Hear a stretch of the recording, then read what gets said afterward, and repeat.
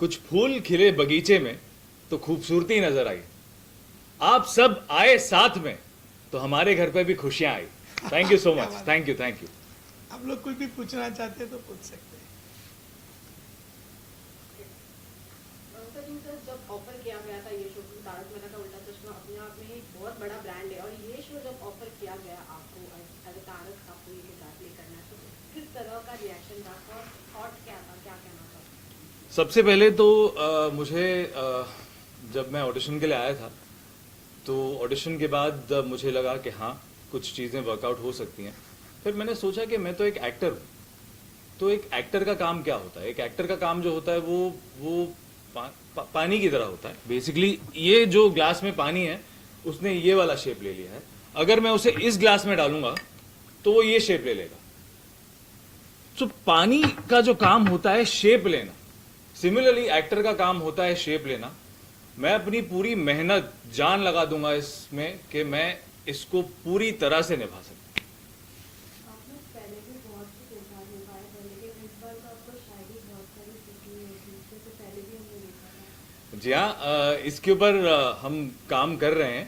और जैसे जैसे स्क्रिप्ट में आगे डेवलपमेंट होता जाता है हम उसके ऊपर वर्क करते जा रहे हैं। और हमारे जो डायरेक्टर हैं मालव, वो बहुत उस पर मेरी हेल्प करते हैं। कई बार चीज़ें अगर 19-20 हो जाती हैं तो उसको कोशिश करते हैं कि पूरी परफेक्शन के साथ आ जाए। साथ ही अभी तो सोशल मीडिया पे भी सभी को पता चल गया आप ये किरदार निभाने वाले हैं, तो क्या कुछ कमेंट्स फैंस के आए हैं, कुछ शेयर करना चाहेंगे? कमेंट्स तो एज ऑफ नाउ मैं ये कहूंगा कि मेरे लिए सारे कमेंट्स पॉजिटिव कमेंट्स हैं। और अगर कोई नेगेटिव कमेंट्स भी हैं तो उससे मुझे सीखने मिलेगा कि मैं अपने आप को उससे बेटर कैसे कर सकता हूं। कि अगर कोई कुछ कह रहा है कि नहीं आपको ये करना चाहिए, तो मैं उसको सुझाव की तरह लेकर अपने आप को उसमें कैसे बेटर करना है, उससे एक स्टेप कैसे ऊपर जाना है, मैं उसी में I will work on that. Continue करने वाले हो तो कंपैरिजन होने वाला है, कंपैरिजन फैंस जो है वो कंपेयर करेंगे एक दूसरे के साथ, तो उस प्रोसेस के लिए क्या करना चाहोगे, उसके लिए आप कितने प्रिपेयर हो? कंपैरिजन तो मैं यही कहूँगा कि देखिए वो जो करते थे उन्होंने अपना एक ट्रेंड बनाया, उन्होंने अपना एक स्टाइल बनाया। मैं ये तो नहीं कह सकता कि मैं उनको कॉपी करूँगा।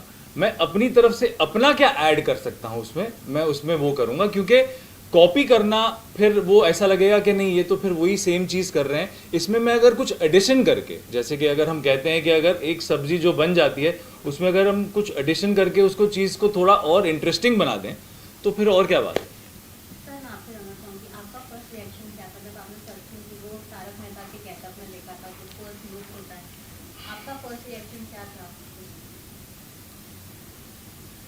देखिए, मेरे लिए बहुत कठिन था, क्योंकि एक 13 साल से 14 साल से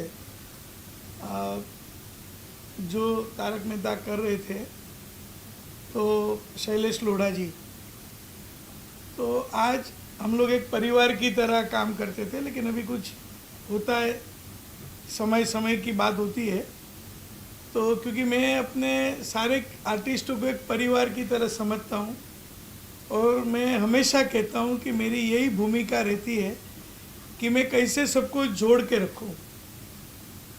और आज मैं गर्व के साथ कह रहा हूँ कि मेरे इधर स्पॉट बॉय से लेके मेरी डायरेक्शन की टीम, राइटर्स, सब लोग और सारे आर्टिस्ट, सारे प्रोडक्शन के लोग, light man, makeup man, dress man, editing, ये सब लोग हम परिवार की तरह जुड़े हुए हैं। दिवाली साथ में मनाते हैं, सब कुछ साथ में खेलते हैं, मज़ा करते हैं, रोज़ काम करते हैं।